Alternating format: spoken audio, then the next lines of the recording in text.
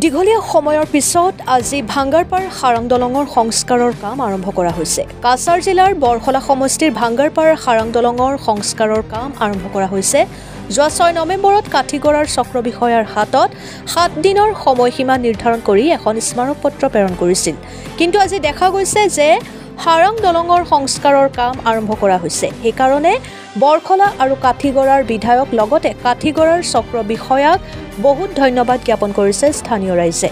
ইফালে যুৱ কংগ্ৰেছ নেতা মুছলিম উদ্দিন বৰভূঞা, ভাঙ্গাৰপাৰ জিপিৰ এপি সদস্যৰ প্ৰতিনিধি ছফিকুল ইছলাম, কংগ্ৰেছ নেতা হুছেইন আহমেদ, যুৱ নেতা সালেহ আহমেদ বৰভূঞা, আশৰাফুল ইছলাম উপস্থিত থাকে।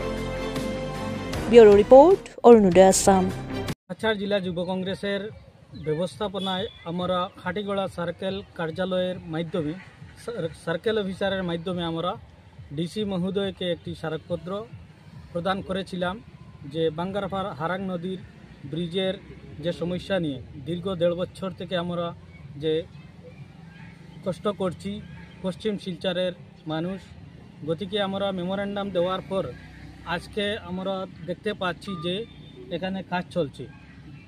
তাই আমরা বরাক আমাদের কাছাড়ের ডিসি মহোদয় ও কাটিগড়ার সার্কেল অফিসার বা কাটিগড়া বড়খলার বিধায়ক সবাইকে আমরা ধন্যবাদ জানাতে আমরা আজকে উপস্থিত হয়েছি। যুব কংগ্রেসের পক্ষ থেকে গত 6 তারিখে আমাদের কাটিগড়া সার্কেল অফিসার মহাশয়কে একটি স্মারকপত্র প্রেরণ করেছিলাম যে 7 দিনের সময়সীমা বেঁধে যে আমাদের এই ব্রিজের কাজ করার জন্য বিগত 2 থেকে আড়াই বছর পর্যন্ত 2-2.5 বছর থেকে আমাদের এই ব্রিজ বিকল হওয়ার দরুন মানুষের চলাফেরার অনেক অসুবিধা হচ্ছিল, যার কারণে আমরা গত 6 তারিখে দিয়েছিলাম যে স্মারকপত্র।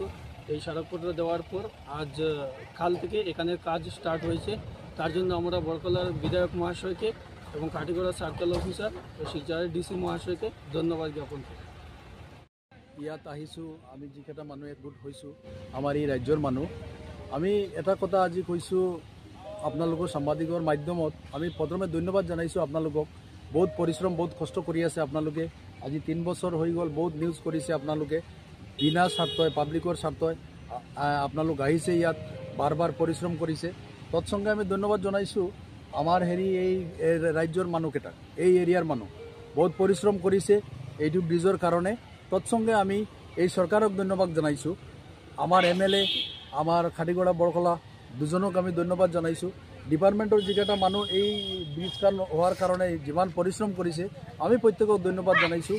আৰু আমি এই এৰিয়াৰ মানুহ আমি বহুত আনন্দিত হৈছে। আজিও দেখিছোঁ যে ব্ৰিজখনৰ কাম চলি আছে। তো এটা অনুৰোধ জনাইছোঁ, যেহেতু আমি খুশি হৈছোঁ আৰু সোনকালে যাতে ব্ৰিজটো হৈ যায়, কামটো ভালকৈ যেনেকুৱা হয় আমাৰ সেইটো কথা আবেদন জনাইছোঁ আমি আপোনাৰ মিডিয়াৰ মাধ্যমত। আমি আশা কৰিছোঁ ব্ৰিজখন ভালকৈ যেনেকুৱা আগৰ নিচিনা প্ৰথম যেনেকুৱা বনাইছিলে তেনেকুৱা হয়, সেইটো কাৰণে আমি ইয়াত একগোট হৈছোঁ। আমি বাৰ বাৰ আপোনালোকক সাংবাদিক ভাইসকলক আমি ধন্যবাদ জনাইছোঁ। আপোনালোকৰ পৰিশ্ৰমে আপোনালোকৰ কষ্টৰ ফল আজি পাইছোঁ আমি দেখা।